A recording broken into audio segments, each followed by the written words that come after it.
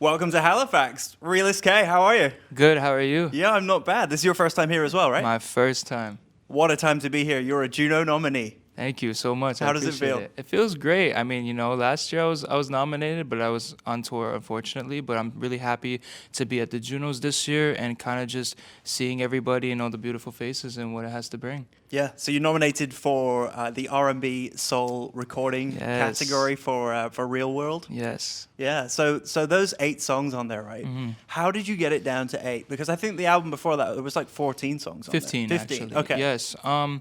Honestly, that project around that time that I was making it, I think it was more so not a strategic thing. I think it was just something as a person, aside from the music, in my personal life, I was going through a lot of things, and I think I just wanted to kind of voice my expression, and I wasn't really thinking about how many songs. I just 8 felt like a good number, and I said, you know what, this is just to get something out there, Yeah, yeah. And why was this the hardest project to get out there and release? It was the hardest project only because through the time that I was doing it and creating it, I was going through a lot of adversity in my personal life.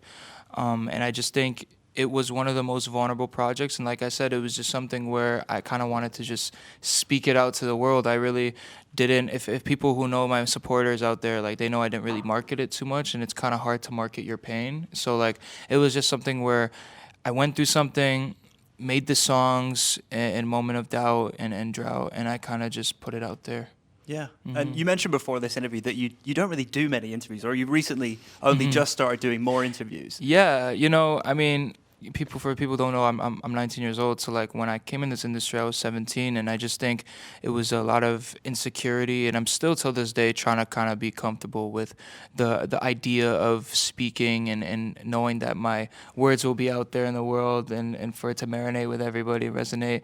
So I'm really appreciative that now I have enough confidence to kind of just speak my mind, and it's a pleasure to have it with you, my friend. Yeah, So, yeah. Thank you. Yeah, I appreciate it. I feel like we're getting the exclusive. It's great. No, for sure, yeah, and a little mysterious. So was Real World kind of a bit of a coming of age album and project for you? Like, do you think Ooh. you grew up a lot during that time? Yeah, I mean, 100%. I mean, Dreams to Reality was just, as it says, Dreams to Reality was just a 17-year-old trying to find his place in the world and music, and I think Real World was just such a step up because during that time of Dreams to Reality doing its thing and people resonating with that, they don't know, as artists, like we don't really speak too much about our personal adversities. But for me, I like to always, like the realism of my life is portrayed into my music. So that's why I titled it Real World, because this is like the real world and real scoop of my life, Yeah.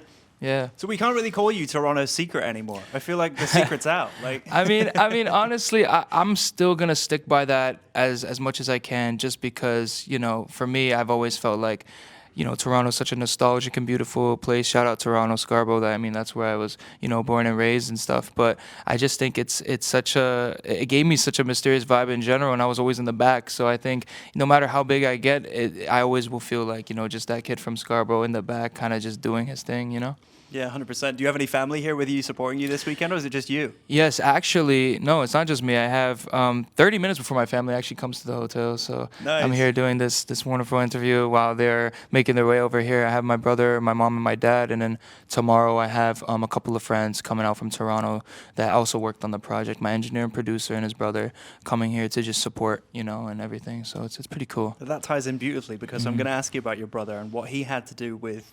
Yeah, no, Wait for For Me. sure. Yes, With yes. the song Wait For Me. Of course, yeah. I mean, to tell you a little backstory about that, I mean, Wait For Me was made, all of my songs were made in my basement for the most part, but that specific song was during the time I was in high school. I was in grade 12, and I remember I was working a job and going to school, and, I had made this little song while I was kind of sick and under the weather, and I had just done the chorus of it. And I remember I was just always doing the covers on TikTok, and I was like, let me try to put out another song and see what it does. And I remember it failed 4 times, and then I kind of got like in my head about it, and I just left it. And then I named the project Do Not Touch, and my brother kind of just came around to it downstairs because he was snooping around, older brothers, how they just get into your Protective. stuff. Yeah, like see what he's doing. And then I guess like he just opened my laptop and seen the Do Not Touch and obviously clicked it. And from there, I remember getting like a phone call like, yo, like what are you doing? Like, dude, like, try this. Have you snipped it? I'm like, I have, but it failed. He's like, no, do it again. So the minute I did it again, it blew up. So like that to me was just such a support that I needed in the moment. And you know, as artists, we always kind of are in our heads. So it's good to have like just one person, brother, friends, family, you know, just telling you to do it, even though to jump when it feels scary, you know? Yeah. So, yeah. How many more Do Not Touch projects do you have on your laptop right now? Honestly, I have a lot of projects. I mean, some are Do Not Touch, some are just kind of like there in the shadows. I don't know if they'll ever see the face of the earth, but I mean, I'm always creating and I'm always experimenting, and I'm happy to just be doing what I'm doing. Well, I'm glad that you got Thought of Me out into the world. 'Cause Yes. that is so good. I love it. Man. Oh man, thank you. When's it coming to streaming?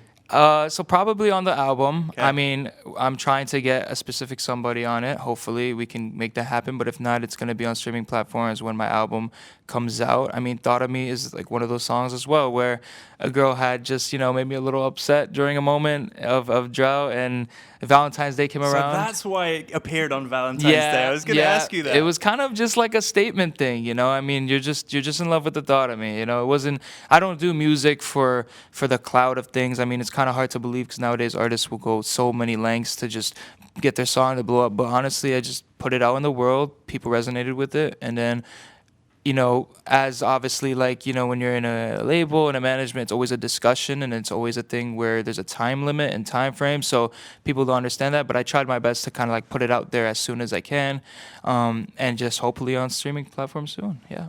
I really hope it's Bryson.